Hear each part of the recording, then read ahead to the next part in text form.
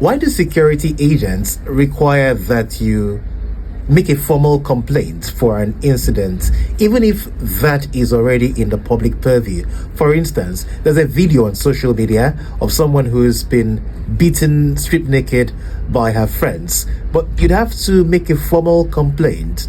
Why is it so? Why do they have to wait for a petition to investigate an issue? I think it's mediocrity to push that line of reasoning.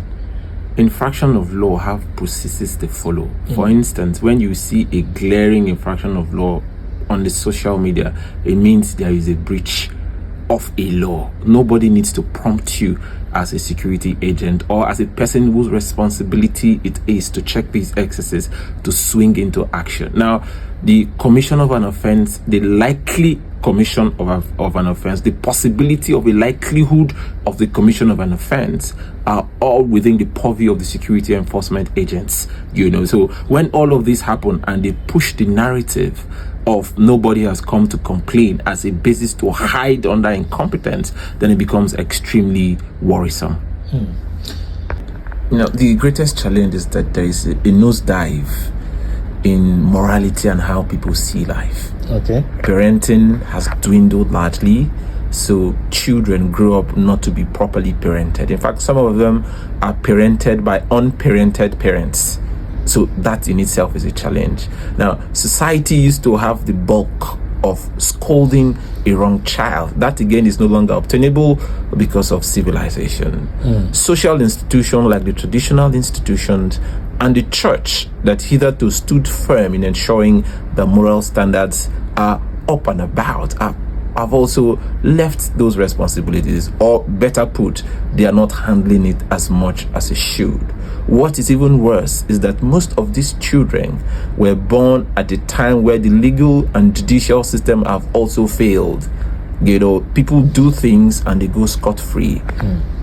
Because that happens, most of them think that they can also do all of these things and also go scot-free and nothing would happen. There's the part of involvement in narcotic substances. Some of these people are under the influence of different forms of drugs, so much so that they cannot really control their emotions at the time that they unleash terror, danger, and mayhem on the other person. Some of them, I boldly say, have also been initiated into certain occultic activities, and they have been so emboldened to the extent that they feel nothing can actually happen. So if you tie all of these sad narratives together, what you find is the today reality of young people engaging in lawful acts and even bragging sometimes that nothing is going to happen.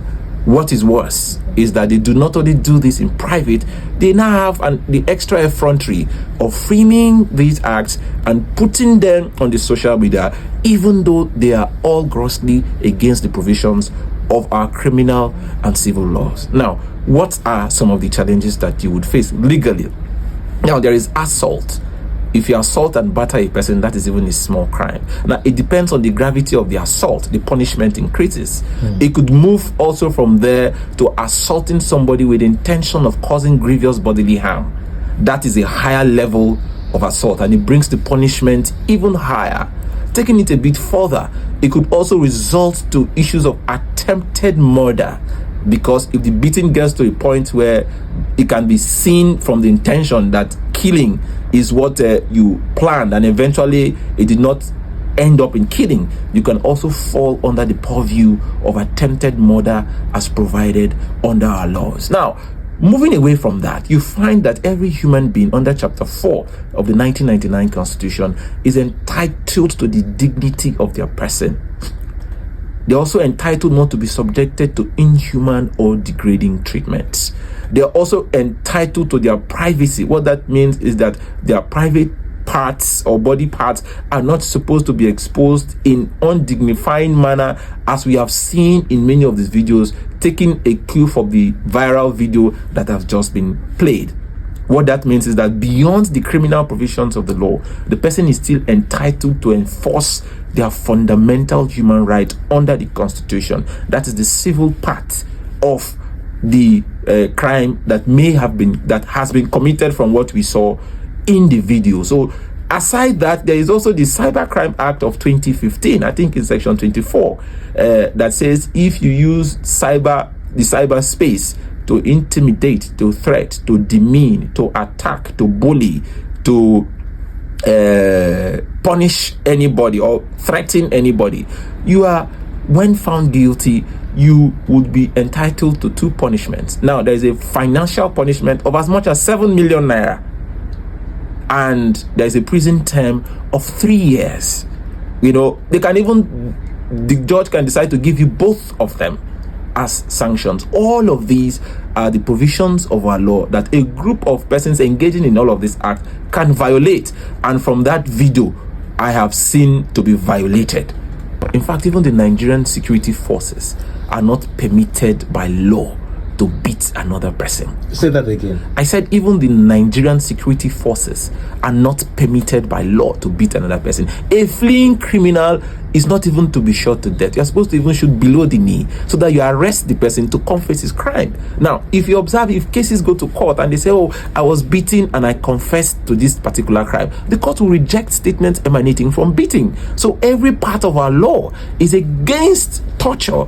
More so, our constitution has said nobody should be subjected to any inhuman and degrading treatments. So there are clear provisions of the 1999 constitution and many other laws made pursuant to the 1999 constitution that forbids every form of torture, beating, assault, slapping. So you do not have any reason whatsoever, irrespective of the relationship that you share with that person, whether the person is your spouse or the person is your child or the person is your friend, and you have a misgiving. If you have a misgiving and you think your right may have been violated or is being violated or is likely to be violated by the actions of the other, there is a security agency. You go and report. If you feel you are engaged in a civil transaction that have gone south and it violates your right under that transaction, you can institute civil actions to claim damages, to also ask for specific performances. So the law do not in any way contemplate that beating or subjecting anybody to torture or other forms of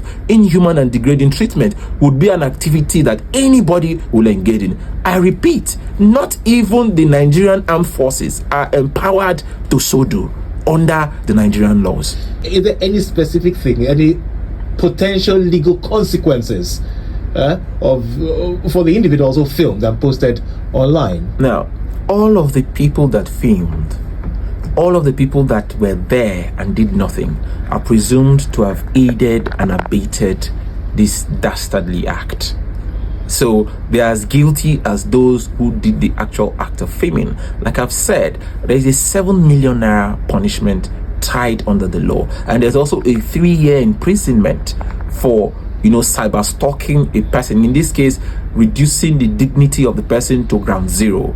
You deliberately tore her clothes, deliberately pushed her to the floor. She became helpless. You deliberately overpowered her. You deliberately subjected her beating. While you were doing this, you were cursing and hitting, putting allegations on her head, and deliberately ensuring that every part of her body that has been exposed is made public.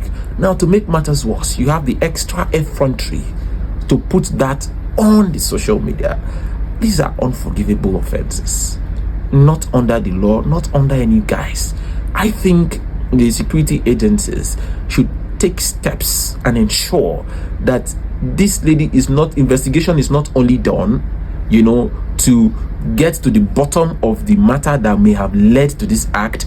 All the perpetrators, both those who were there, participated actively or passively, arrested, and all of them arraigned in court, so that this line of action will serve as a deterrent to many others that would likely want to engage. What is saddening is that it is almost becoming a trend in Yenagoa, in Bayelsa State. You have an issue with your with your friends. The next thing is that you resort to violence. You beat the person up. As though that is not enough, you put it on the social media. Now, if legal steps are not taken to deter this line of action, it is likely going to continue. But if steps are taken, others will also be afraid of the likely consequences of breaching these provisions of our law, so that they do not engage in it. I was in a function yesterday, and the member of the House of Assembly was there.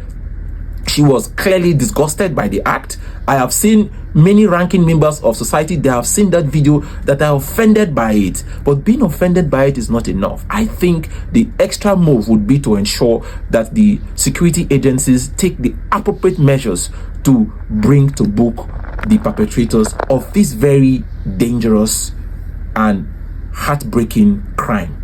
I think at this point, there is the need for them to see a lawyer that will advise them appropriately on what steps to take.